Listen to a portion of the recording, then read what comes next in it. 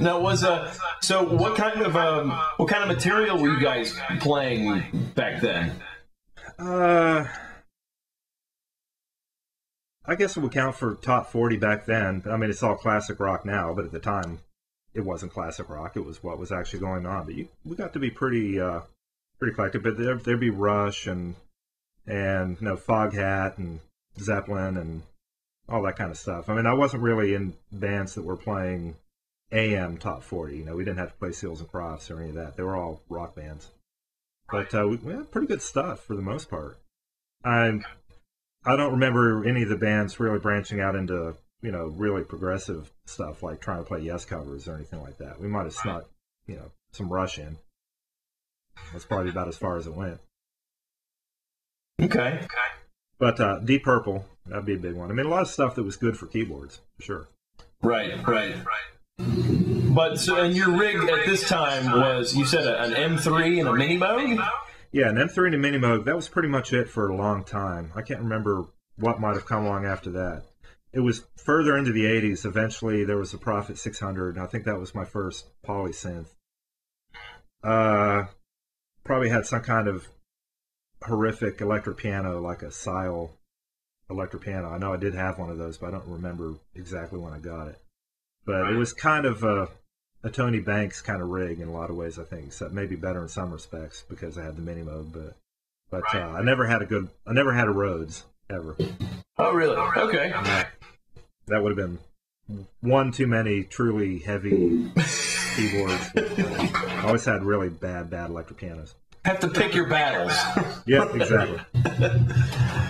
So you say you took piano lessons, but then you were taking organ lessons essentially. Is that right, for your church?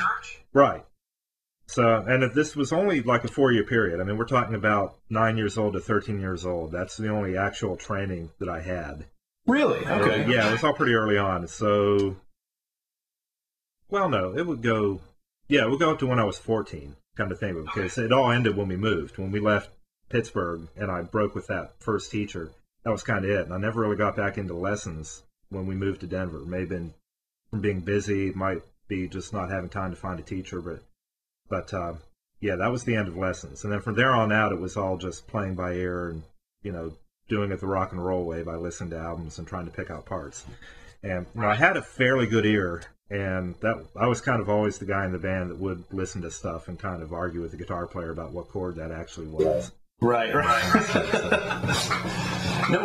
kind of stuff were you? I know you said you were playing like top 40 kind of stuff. Is that? Would you say that was like? Well, you also said you were doing some originals. Is that right?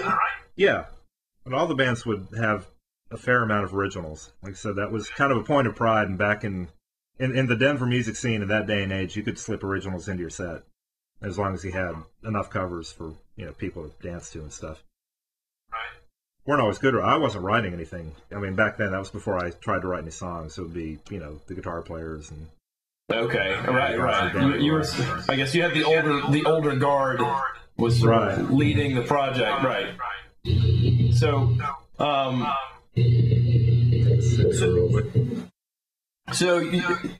so Denver, 1978.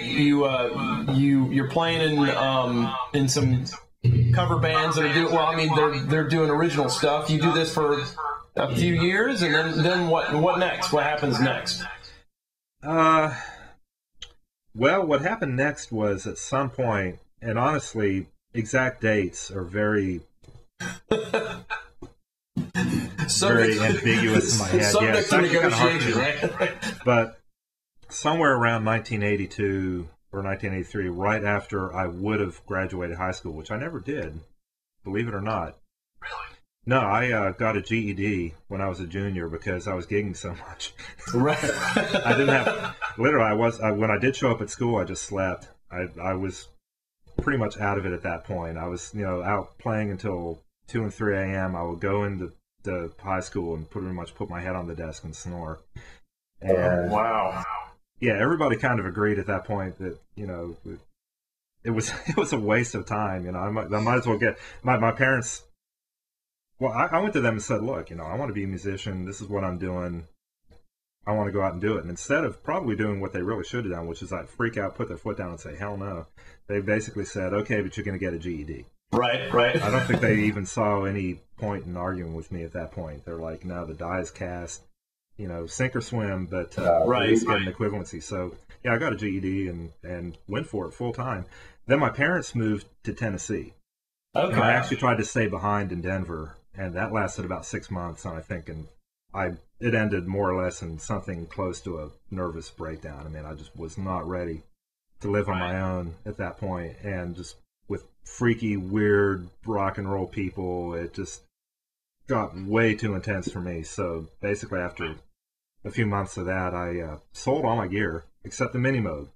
I still have that Mini Moog. I never sold it. I sold everything else and bought a bus ticket and headed out here to move back in with Mom and Dad.